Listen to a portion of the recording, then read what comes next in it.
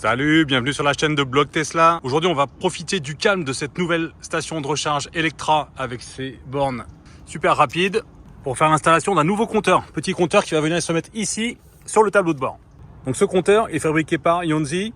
Je vous mettrai les liens dans les commentaires et dans la description de la vidéo. Vous pouvez le trouver soit sur AliExpress, soit sur Green Drive avec le code de réduction que vous trouverez ci-dessous. Je précise que moi je l'ai pris sur AliExpress et que je l'ai payé après avoir contacté le fabricant. Donc dans la boîte, on trouve un mode d'emploi avec lequel je vous conseille de parler chinois, mais c'est pas bien compliqué. Il y a l'écran lui-même, on va le voir juste après, avec son câblage, un outil pour démonter quelques petites pièces en plastique et le faisceau pour le raccordement. Donc l'écran, je vous ai dit, il va là, le câble, il va passer ici et sous le siège, et le connecteur, il est à brancher à cet endroit à l'arrière sous les aérations. Donc pour commencer et pour faire ça proprement, j'ai démonté, c'est simplement clipser le côté et cette partie de garniture du tableau de bord. Je vais juste l'écarter un petit peu pour pouvoir passer le câble derrière.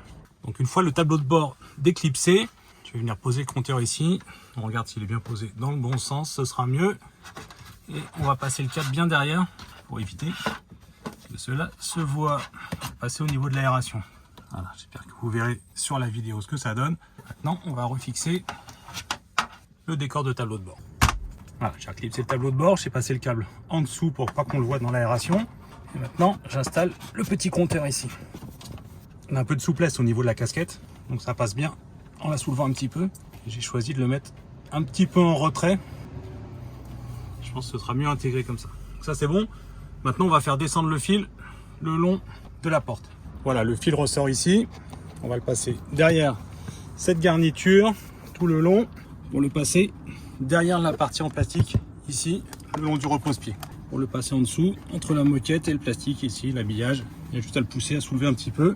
Ça pique un peu les doigts, mais ça passe.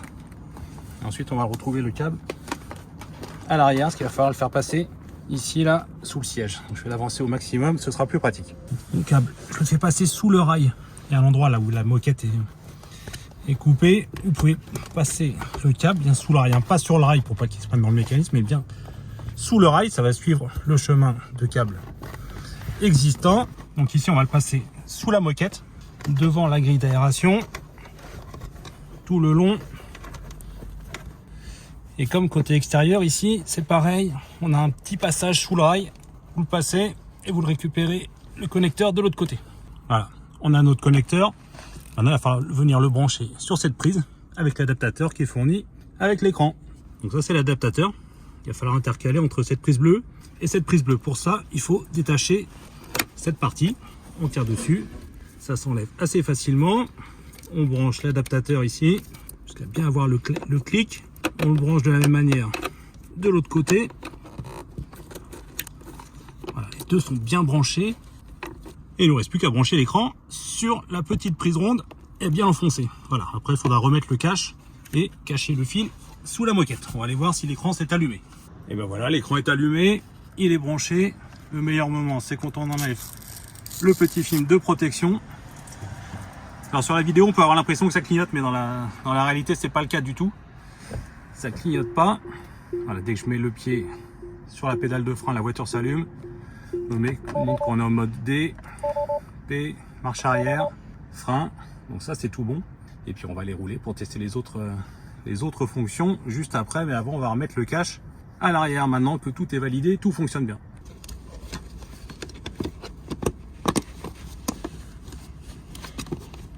Il nous reste un dernier cache à remettre, c'est celui-ci sur le côté du tableau de bord. Allez, c'est parti pour un essai sur la route. Voilà ce que ça donne une fois installé. Donc encore une fois, pour moi, quand je le vois de visu, ça clignote pas. Tout petit, petite critique, c'est que ça soulève un petit peu le tableau de bord ici, qui est un peu bombé du coup.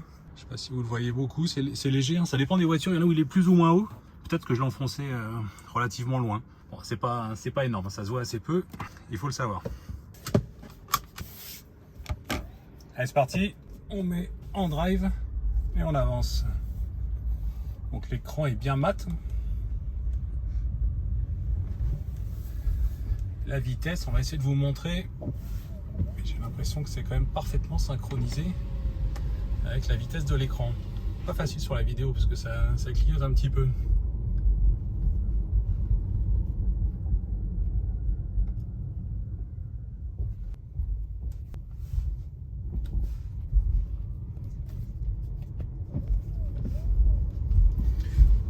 en drive, on a la vitesse et on voit que les phares sont allumés, ce qui sont allumés automatiquement.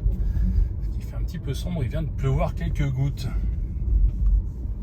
Je vais essayer de vous montrer ce que ça donne vu de mes yeux.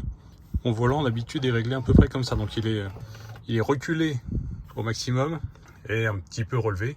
Donc, les yeux sont à peu près à ce niveau-là, donc ça passe tout juste dans l'arrondi du volant ici. Donc ça c'est correct, ça va, on le voit bien.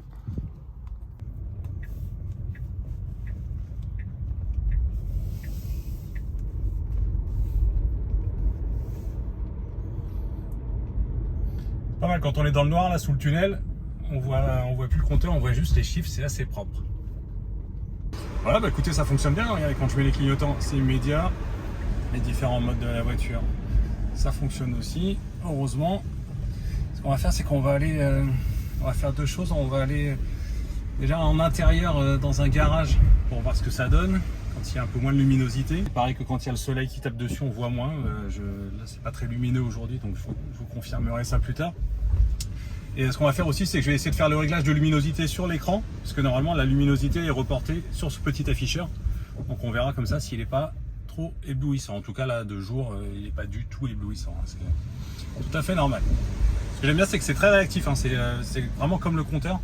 Donc les km/h suivent. J'ai pas l'impression qu'il y ait de décalage entre les deux chiffres. Voilà, en tout cas c'est très très proche. Il n'y a pas la latence qu'on a même sur certaines voitures avec les compteurs d'origine qui mettent un temps fou à se rafraîchir. C'est marrant parce que ça fait pas longtemps que j'ai le compteur, ça fait quelques minutes et j'ai l'impression que je suis déjà habitué à regarder à cet endroit. Ça paraît naturel de regarder dans l'axe, on a juste à baisser les yeux plutôt que de devoir tourner un petit peu le regard. Donc j'ai l'impression que ça paraît un peu plus simple. Voilà ce que ça donne en intérieur. Donc déjà ça clignote plus sur la vidéo, donc ce sera plus agréable pour vous. Donc vous allez le voir. On va voir ce que ça donne au niveau de la luminosité. Il faudrait essayer en pleine nuit sur une route de campagne. Mais par rapport à la lumière que fournit l'écran, déjà, c'est nettement moins lumineux ce petit écran. Je l'aime bien de nuit comme ça, c'est vraiment là où c'est le plus propre. Ce qu'on va faire, c'est qu'on va essayer de changer la luminosité ici. Donc je crois que c'est dans affichage, ici en haut. Donc là c'était sur automatique et on va voir si ça varie bien. Donc si je le mets au minimum, on voit l'écran comme il est. Si je le mets au maximum, je vais essayer de le faire changer. Alors on va le changer, je le baisse, hop, ça se baisse sur l'écran. On le monte, ça se monte sur l'écran. Pas facile à rendre en vidéo parce que l'appareil photo s'adapte en même temps. Hop, je le baisse d'un coup, je le remonte au max. On voit bien la différence.